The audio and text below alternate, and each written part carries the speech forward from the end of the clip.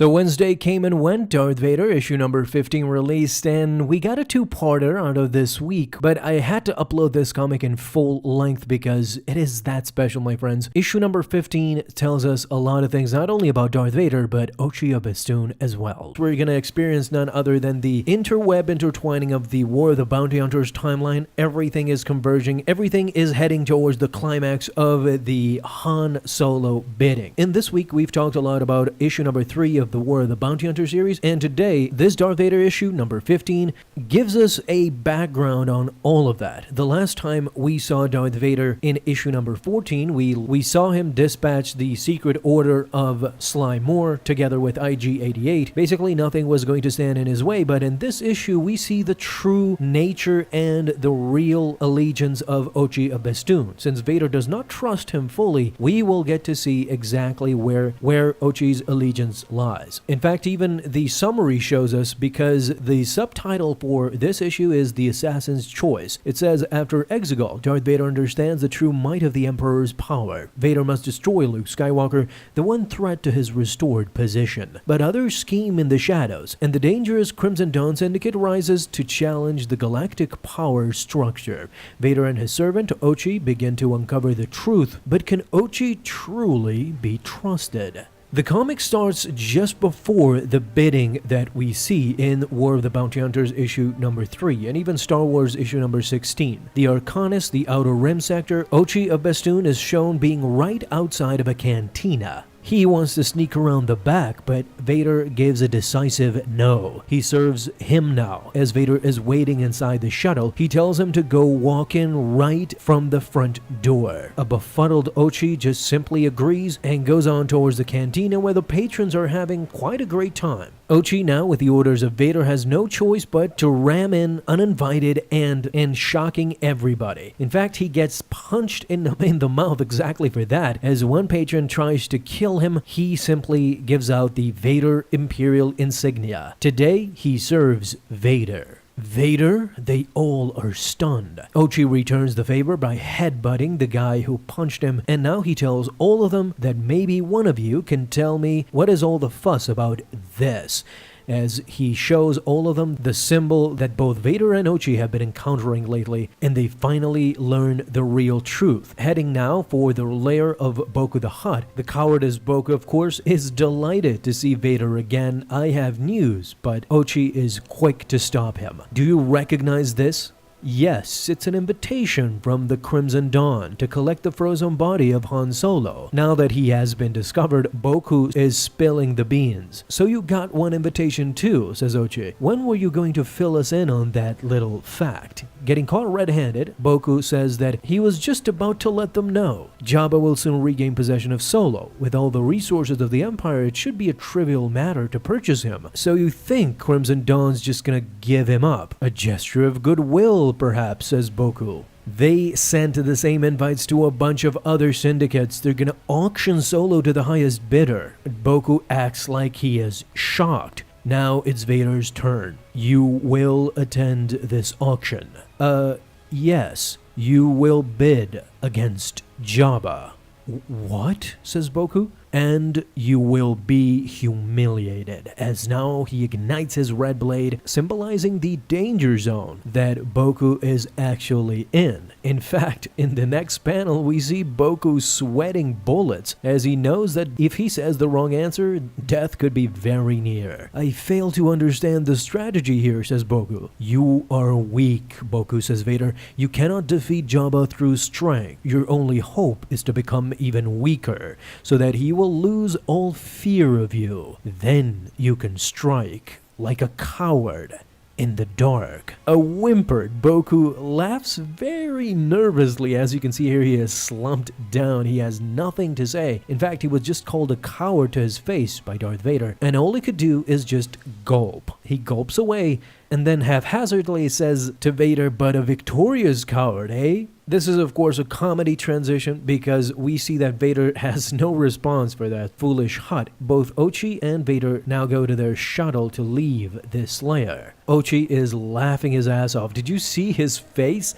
So what's the plan once we get Solo? We're reeling in Skywalker, right? The mere mention of the name Skywalker, Vader immediately responds with silence. Ochi's big mouth now was getting into Vader's nerves. Boku was too easy to convince. He wants the throne, says Ochi, just needed a nudge. No, he was already planning to betray Jabba, but he would not dare do it alone. The stupidity of Ochi at this time bothered Vader very, very much. And of course, once he mentioned Skywalker, talking about Luke, of course, Vader was done with him. He grabs him by the throat as Ochi is pleading with Vader to rethink this, but Vader gives no answer in return. He opens the shuttle bay doors and simply throws him out of the vehicle and down to the ground.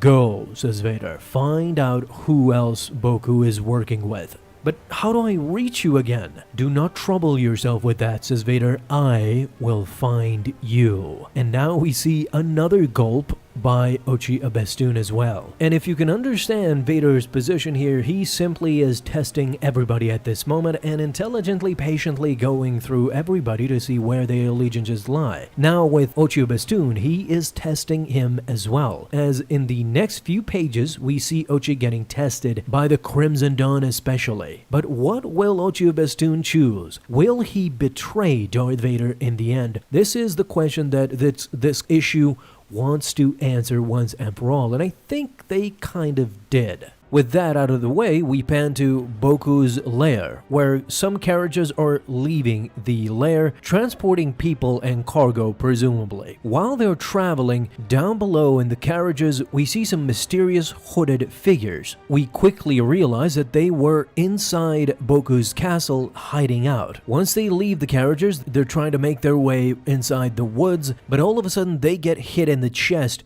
and it is none other than Ochi Abestun, who just wants to talk. Then why did you kill him? Says one of the characters. Oh, I'm not looking for the whole colloquium, just you and me. Well, that's going to be a bit tricky because when you mess with Boku, says this masked character, you mess with all of the Crimson Dawn, as now Ochi is surrounded by the entire gang. Now we quickly realize that Boku is secretly working with the Crimson Dawn, who is in turn protecting Boku the Hutt. Crimson Dawn, right, great, that's very helpful. Just wanted to put a name to it. See you around, and Ochi starts running for his life as they are gunning him down, trying to kill him. But this comic actually shows us how cunning Ochi Abestun really is. He is, after all, a Sith assassin who was brought up by none other than Palpatine. He knows his way around a battle. He is a one-man wrecking crew, as the entire gang cannot get around to killing him. As you can see, he is more than holding up his own in this comic. But now he finally is over this. He says fine and opens the Imperial insignia. Vader, if you mess with me, you mess with Darth Vader.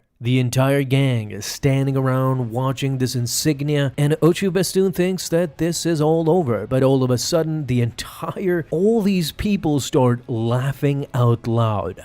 Ochi is shocked by this. Oh, that's funny? Are you familiar with my master? Do you know what he does? He cannot be defeated as he shakes his fist in the air. Not by me, not by the Eye of Webbish Bug, not by the flute droid, meaning IG-88, or even a 200-meter long Suma Verminoth. Are you stronger than a Suma Verminoth? Points Ochi Abestun to one of the now unmasked female gang members. Yes, says the mysterious woman, as the gang is just watching in the background. Come on, says Ochi, I just killed 4 or 5 of you. Even odds, I could take out the rest of you myself. With this provocation, the gang is just ready to pounce, but the woman says sure as she picks up a handful of sand, no less, something that Vader hates, wink wink. These comic illustrators and writers are truly provoking Darth Vader within his comic. Just don't do it too much or he'll come for you. The woman now says maybe you could kill a dozen of us, as grains of sand are starting to slip from her hand. Maybe you could take 100, as now more sand is starting to fall on the other hand.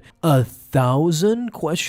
That handful of sand is now transferred to the other hand. She finalizes by saying millions as she opens her hand and the gust of wind simply starts swirling the sand around Ochi of Bestoon, symbolizing that the Crimson Dawn cannot be killed. They are like grains of sand, unending basically. Each of us is weak, says the woman, but together we are impossibly strong. Magically, the sand is just twirling around them as she and the gang are ready for another battle. Well, I still only see 10 of you, says Ochi mockingly. Let's do this, as he preps for battle. No, Ochi Bestoon, says the woman. Don't fight us. Join us. And this all of a sudden turns from a confrontation to a recruitment. What? Says Ochi. Unbeknownst to him, Vader is seeing everything on a hollow projector. He is seeing the entirety of the interaction. In fact, he even lets out a knowing full well that this is the decisive moment if Vader will decide to kill Ochi for his betrayal or actually keep him in his midst for showing allegiance to the Dark Lord of the Sith. Now Ochi is panicking. He sees the shuttle. My lord is coming. Surrender or die, as he points his blaster towards the gang. Vader, though, does not stop where they are located. He goes for a mountaintop just 100 meters away. What the? Ochi is kind of shocked. He's not here to save you, Ochi, says the woman. He's here to test you. Join us. There is no other way. Now, Ochi is at a crossroads. He is afraid that Vader might think he has already betrayed him, and therefore,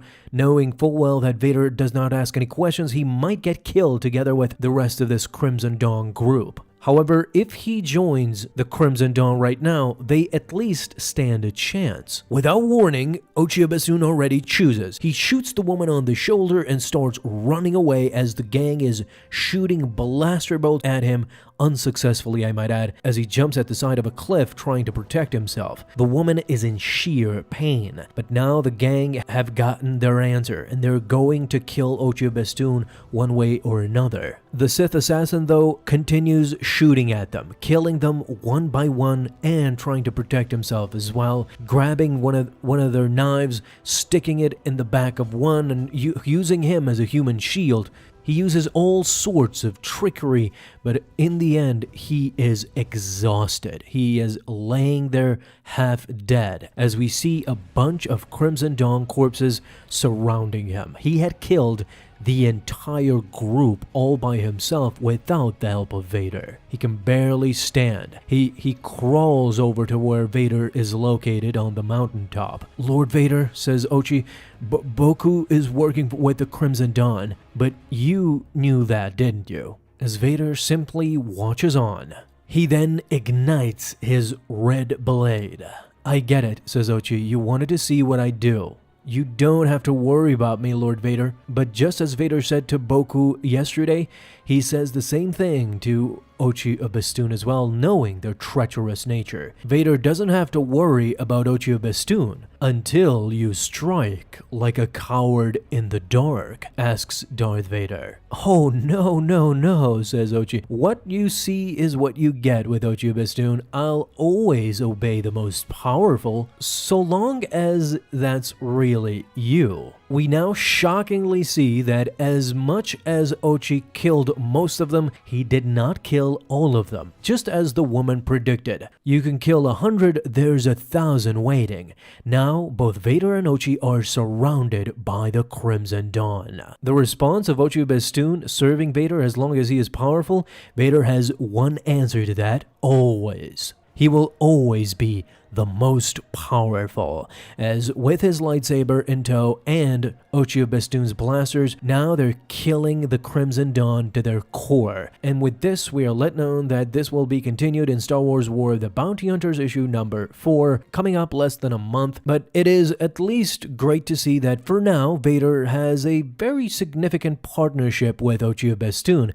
This was, I believe, the final test that Ochi will have. He did pass it with flying colors, and it remains to be seen if he will strike like a coward in the dark, as Vader assumes it to be so. What do you think? Will Ocho Bassoon in the end betray Darth Vader? Thank you guys so much for watching this video, and if you enjoyed, leave a thumbs up down below, subscribe for dailies. Now you can have an awesome day, Star Wars fans. I'll see you in the next video, and may the Force be with you. Until then.